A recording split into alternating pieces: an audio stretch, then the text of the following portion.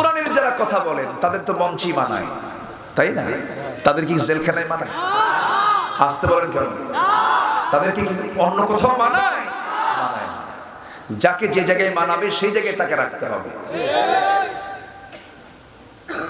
কত বড় জুলুম!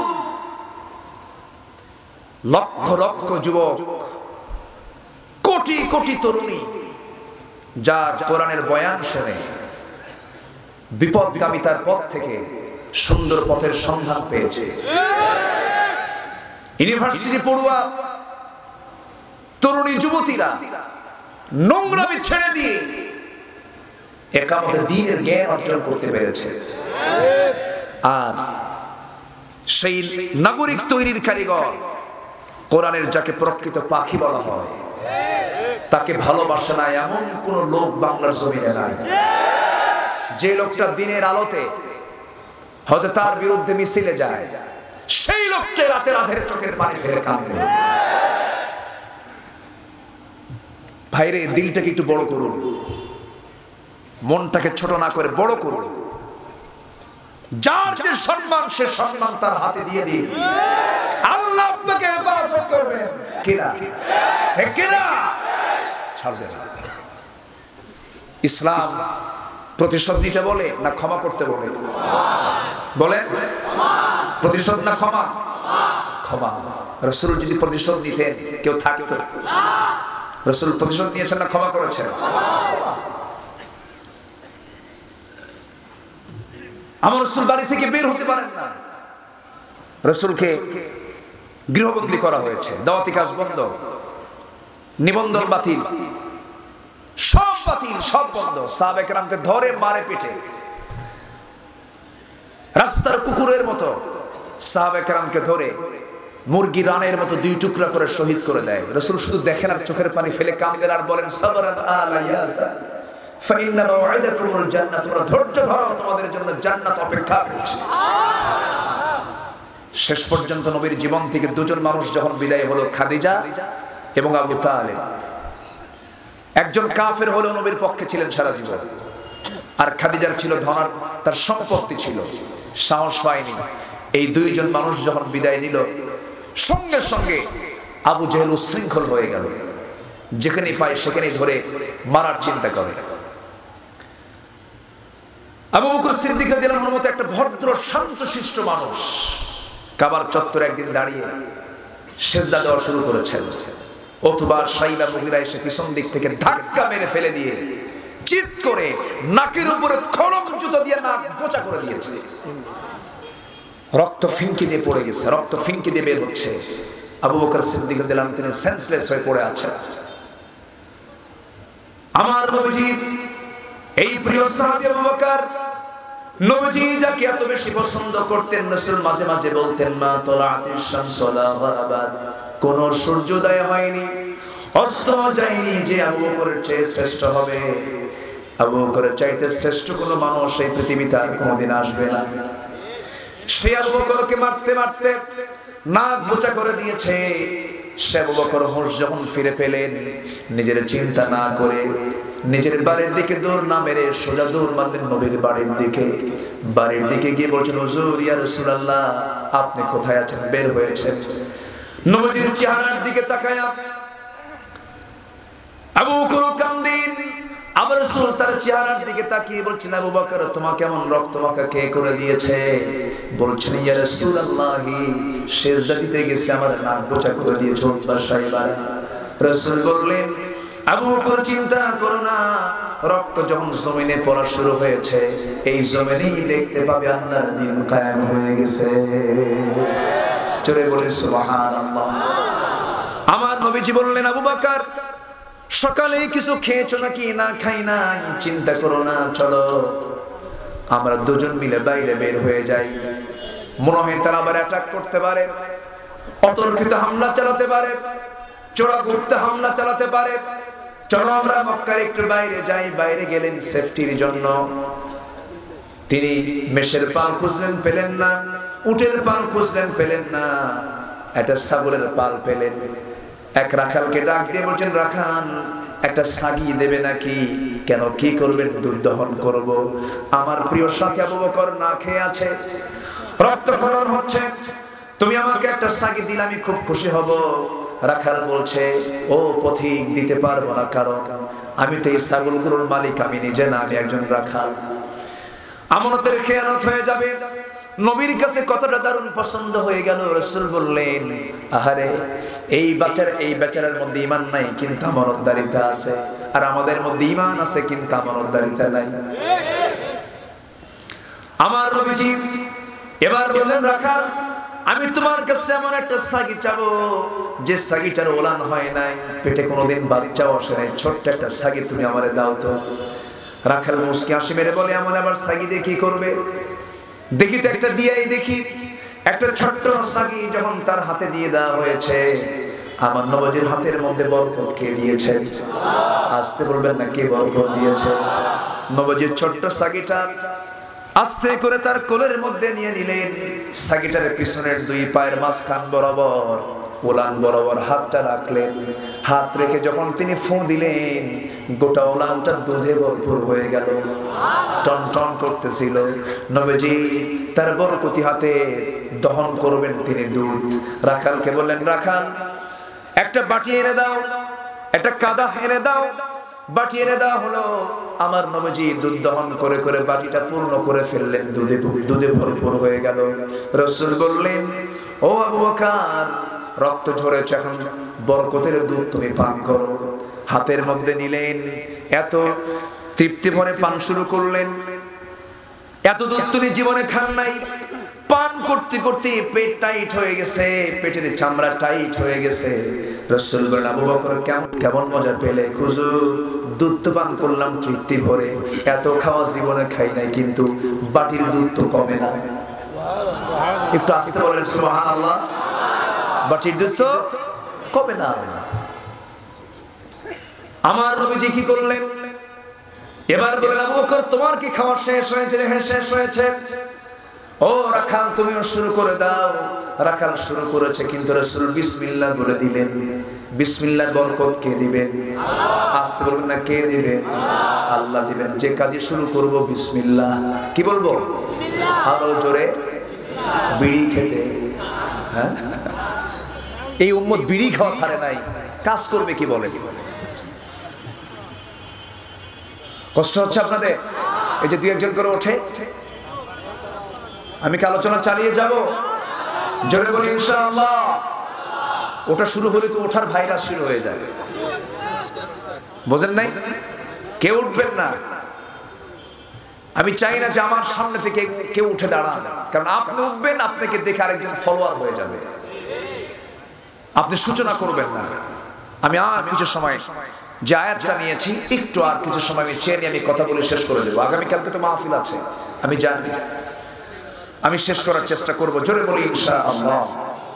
আমার নবীজি বললেন, রাখাল, তুমি শুরু করো। সেও শুরু করতে করতে পেট টাইট হয়ে গেছে, দুধ কমে না। আমার রাসূল বললেন, আবু বকর, এই জায়গায় যদি আরো কিছু আল্লাহর বান্দা থেকে যেত, কেউ বাটির দুধ খেয়ে শেষ করতে পারতো না, যতক্ষণ না আমি বিশ্ব নবী আমার মুখটা ওই বাটিতে না লাগাবো। আমার নবীজি বিসমিল্লাহ বলে শুরু করলেন, শেষ হয়ে গেল। আমার নবীজি খেতেন আগে না খাওয়াতেন আগে? বলেন, খেতেন না আগে খাওয়াতেন? আগে খাওয়াতেন, এরপর খেতেন। হযরত আয়েশা সিদ্দিকাও বলেন, বিশ্বনবী, আমি তার সামনে কোনো খাবার যদি আগায়া দিতাম, দুধ দিতাম আগায়া, নবীজি বলতেন, আয়েশা তুমি শুরু করো, আমি শেষ করব। সুবহানাল্লাহ বলবেন না? আমি রাসূলের সামনে উটের গোশত রেখে দিতাম, আমার নবীজি বলতেন, আয়েশা তুমি শুরু করো, আমি শেষ করব। হযরত আয়েশা বলেন, আমি খেয়ে খেয়ে হাড়গুলো রেখে দিতাম, আমার নবীজি হাড়গুলো চুষে চুষে খেতেন, আর আমার দিকে তাকায়া তাকায়া মুসকে মুসকে হাসি মারতেন। প্রেম কি অবৈধ প্রেম না বৈধ প্রেম? কিন্তু আজকে সেই প্রেম হয়ে গেছে কোথায়? অবৈধ প্রেম। নোংরামি শুরু হয়ে গেছে। বৈধ সম্পর্ক থাকলে পরে সমাজে কোনো রোগ চলবে না, কিন্তু অবৈধ যৌনাচার যত বেড়ে যাবে, নতুন নতুন রোগ সমাজে ছড়ে যাবে, ঠিক কিনা? তার বড় প্রমাণ হলো করোনা। HIV তো আছে, এইডস তো আছে, আরো তো রোগ তো আছে। এগুলো সব রোগের মূল উৎস হলো, মূল কারণ হলো অবাধ যৌনাচার, সমাজে পাপ বেড়ে যাওয়া, নেশাক্রান্ত হওয়া। আজকে আমরা একটা পতিতার জানাজায় কেউ যেতে চাই না।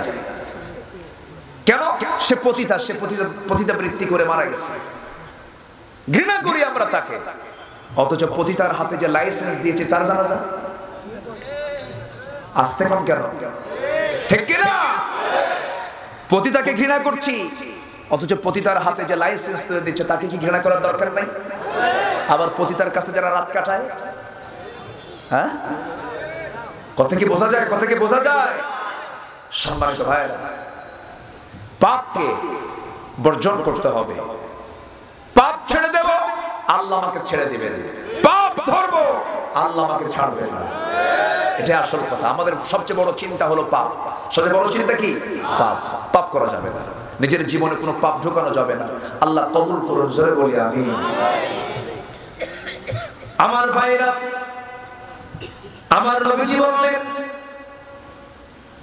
ওই বাটি আমার হাতে দিয়ে দাও। নবীজি খাওয়া শুরু করলেন, শেষ হয়ে গেল। এবার রাখালকে বলছেন, রাখাল তুমি থেকে যাও, আমরা চলে যাচ্ছি, সন্ধ্যা হয়ে গেছে। রাখাল চোখের পানি ফেলতে ফেলতে বলে, আমাকে আপনি নিয়ে যান। রাসূল বললেন, তোমাকে নেব কেমনে? তুমি তো আমানতের খেয়ানত করতে পারবে না। এই যে ছাগলগুলো কে দেখবে? এবার রাখাল বলতেছে, ঠিক আছে আমি যাব না, তবে শর্ত হলো আপনি যাবেন, তবে একটা কাজ আমাকে শিখিয়ে দিতে হবে। কি? এই যে আপনি দুটো হাত ধরলেন ওলানে, ওলানে হাত রাখার সঙ্গে সঙ্গে ওলানটা দুধে ভরপুর হয়ে গেল। ওই দোয়াটা আপনি আমাকে শিখিয়ে দিবেন, আমি মাঝে মাঝে প্র্যাকটিস করব।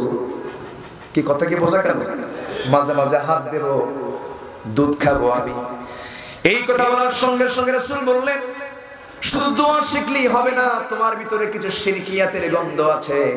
সে শিরকিয়াতের দুর্গন্ধ তোমার দিল থেকে সাফ করে তাওহীদের সুন্দর মিষ্টি বাতাস, তাওহীদের পেয়ালা তোমার দেহের মধ্যে ঢুকায় দিতে হবে, রুহের ভিতরে ঢুকায় দিতে হবে, ঢুকিয়ে নিতে হবে। তুমি কি রাজি আছো নাকি?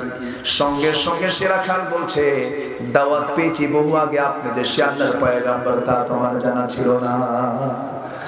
আর আমাকে দেরি করাবেন না, এই মুহূর্তে আপনি আমাকে পড়িয়ে দেন, আশহাদু আল্লা ইলাহা ইল্লাল্লাহু ওয়াহদাহু লা শারীকা লাহু ওয়া আশহাদু আন্না মুহাম্মাদান আবদুহু ওয়া রাসূলুহু। জিকির করি লা ইলাহা ইল্লাল্লাহ, আরো জোরে লা ইলাহা ইল্লাল্লাহ,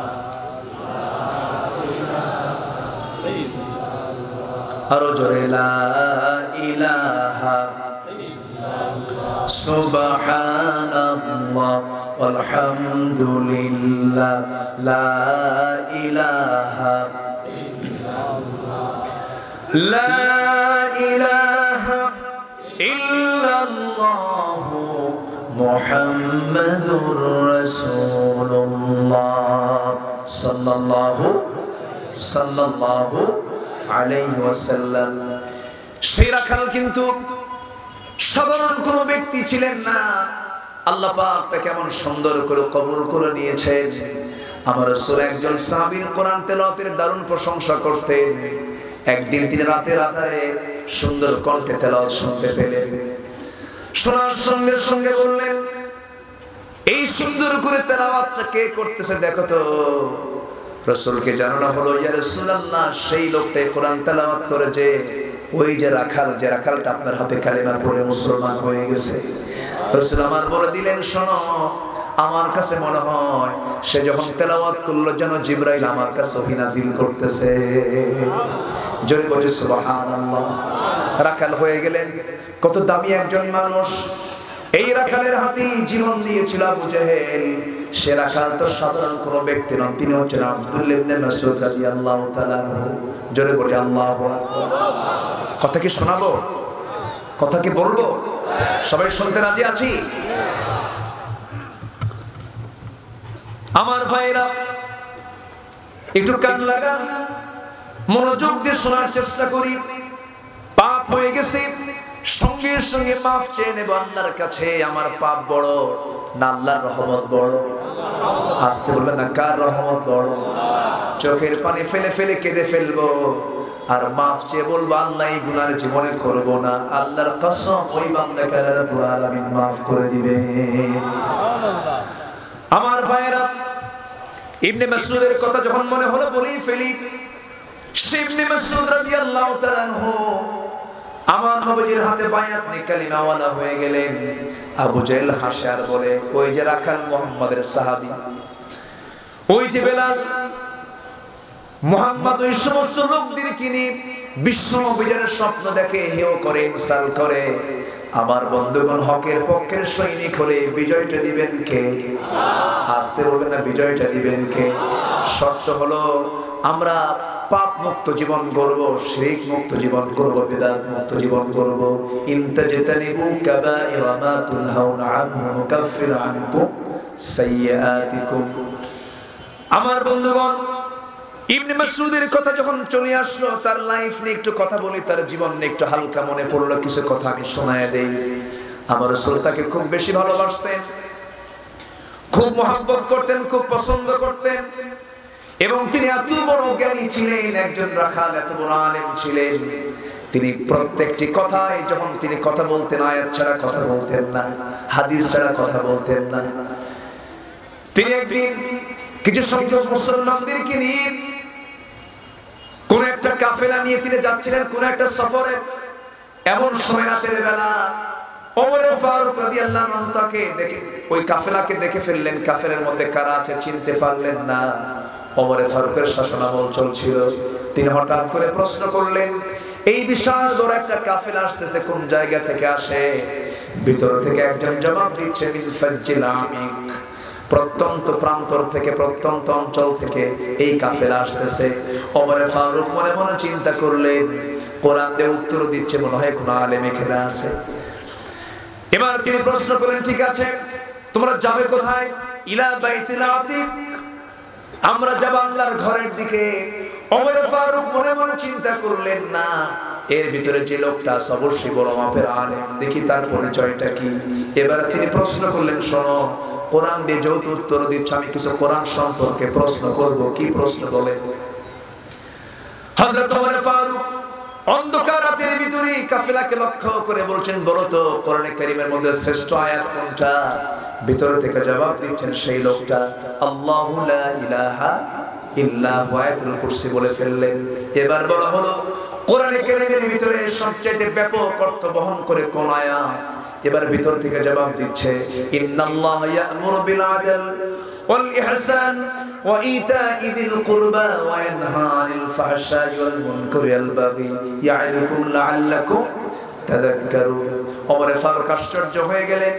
এবার বললেন, ঠিক আছে, এবার বলো তো কোরআনে কারীমের মধ্যে সবচেয়ে ভয়ানক আয়াত কোনটা? সঙ্গে সঙ্গে তিনি বলে ফেললেন, ফামাইয়া'মাল মিসকালা যাররাতিন খায়রান ইয়ারা ওয়া মাইয়া'মাল মিসকালা যাররাতিন শাররান ইয়ারা। সবচেয়ে ভয়ানক এটা আয়াত, কারণ পাপগুলো সব হিসাব করবেন কে? আসতে বলবেন না, কে?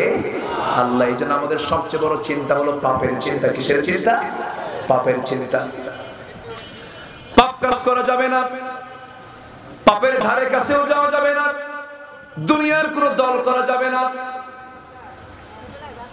অসৎ নেতৃত্ব মানা যাবে না, বেনামাজি নেতৃত্ব মানা যাবে না, চোর গুন্ডা বদমাশদের পিছনে থাকা যাবে না। প্রয়োজনে বুকটা দিয়ে দেব, কিন্তু বাতিল শক্তির কাছে মাথা নত করা যাবে না। ঠিক কি না? হকের পক্ষে থাকবো আমরা, জোরে বলি ইনশাআল্লাহ।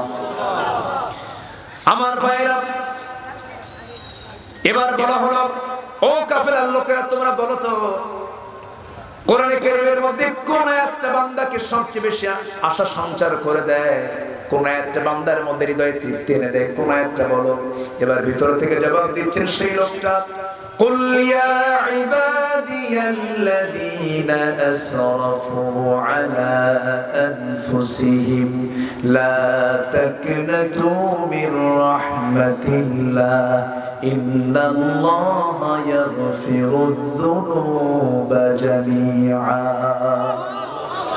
এই আয়াতটা শোনার সঙ্গে সঙ্গে ওমর ফারুক রাদিয়াল্লাহু আনহু আল্লাহু আকবার বলে ফেললেন, শোনো আমার মনে হয় এই কাফেরের মধ্যে সেই লোকটাই আছে, সেই রাখাল আব্দুল্লাহ ইবনে মাসউদ রাদিয়াল্লাহু তাআলা আনহু। জোরে বলে সুবহানাল্লাহ। আমার নবীর হাতের ছোঁয়া পেয়ে একজন রাখাল কি সম্মান পেয়ে গেলেন।